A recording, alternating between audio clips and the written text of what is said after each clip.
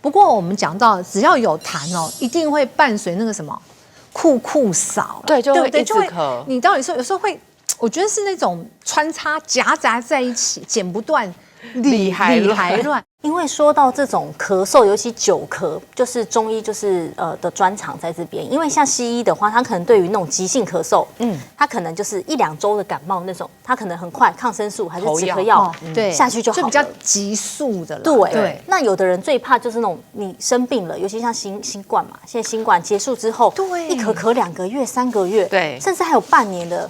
他们就觉得说，到底是怎么回事？那有时候我们会发现说，其实它是伤到我们的本了，伤到我们肺气的本，所以这个时候就是要做一些调理。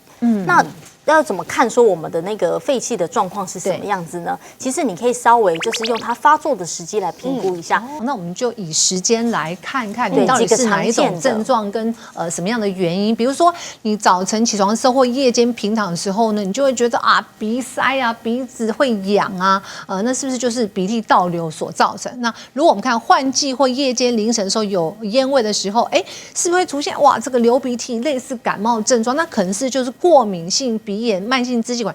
可是我总觉得这个有时候都会也是会混在一起，对不对？混合型了，因为它其实症状蛮模棱两可的，有时候你就觉得喉咙 K， 你也不知道那个东西到底是痰还是什么。那你去观察一下，如果常常都是在一大早起床，或者是晚上平躺的时候会出现，同时哦，你要伴有一些鼻子的症状，鼻塞呀、流鼻水啊，甚至有的人很明显，他会觉得鼻涕就是往后流到喉咙的感觉。那个时候你也会以为是痰，结果它其实是鼻涕倒流造成的。它反而是比较偏上呼吸道的问题。然后到一个程度的时候，你一定也会咳嘛，对，甚至早上起来吐一口痰，其实那个是晚上流过去的鼻涕，结果你吐了一口痰出来，对，会有这种状况。